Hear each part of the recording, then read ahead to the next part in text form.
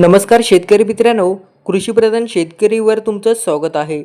सध्या महाराष्ट्रात अक्षरशः होरपळून निघतोय. अंगाची लाई होत आहे आणि पारा काही ठिकाणी 44 अंशाच्या पार गेला आहे. पण याच कडाक्याच्या उन्हात आता हवामान विभागाने एक मोठी अपडेट दिली, जी राज्याच्या काही भागात पावसाची हजेरी लागणार आहे, तर काही ठिकाणी उन्हाची लाट कायम राहणार आहे. नेमकी परिस्थितीत काय आणि कोणत्या जिल्ह्यांना पावसाचा इशारा दिला आहे, हे आपण संपूर्ण आजच्या व्हिडिओत जाणून घेऊया. व्हिडिओ शेवटपर्यंत नक्की पहा आणि चॅनलला सबस्क्राईब करा. मित्रांनो, गेल्या 24 तासात महाराष्ट्रात उन्हाचे उच्चांक गाठला. विदर्भात तर अक्षरशः भट्टीसारखा तापलाय.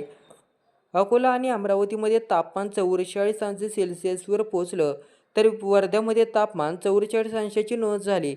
नुसतं विदर्भातच नाही, तर सोलापूर, मालेगाव, चंद्रपूर आणि नागपुरातही पारा 43 अंशाच्या पुढे आहे. सकाळपासूनच उन्हाचे चटके जाणवायला लागतात आणि दुपारी घराबाहेर पडणं कठीण झाले.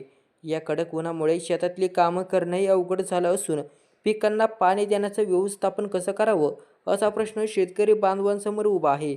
आता हवामान विभागाने दिलेला इशारा बघा.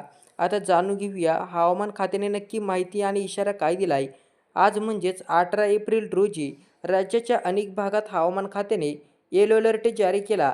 आता उष्णतेची लाट जाणून घेणारे बघा जिल्हे, त्यामध्ये जळगाव, छत्रपती संभाजीनगर, जालना, परभणी, हिंगोली सोबतच नांदेड आणि संपूर्ण विदर्भात अकोला, अमरावती, वर्धा, नागपूर उन्हाचा कडाका कायम राहणार आहे.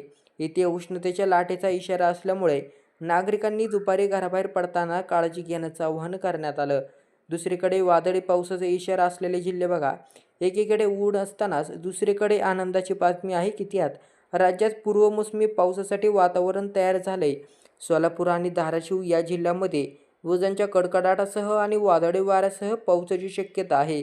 तसेच कोकण आणि दक्षिण मध्य महाराष्ट्रातील काही भागात ढगाळ वातावरण राहून पावसाच्या हलक्या सरी कोसळू शकतात. तर मित्रांनो, ही होती आजची महत्त्वाची अपडेट. तुमच्या भागात सध्या ऊन कसं आहे किंवा पाऊस झाला आहे का, हे आम्हाला कमेंट करून नक्की सांगा. शेतीविषयक अशाच आणि ताज्या बातम्या आणि हवामान अंदाज पाहण्यासाठी आपल्या कृषीप्रधान शेतकरी चॅनलला सबस्क्राईब करा. हा व्हिडिओ तुमच्या इतर शेतकरी मित्रांनाही शेअर करा. तर पुन्हा भेटूया पुढच्या व्हिडिओमध्ये. तोपर्यंत काळजी घ्या. धन्यवाद.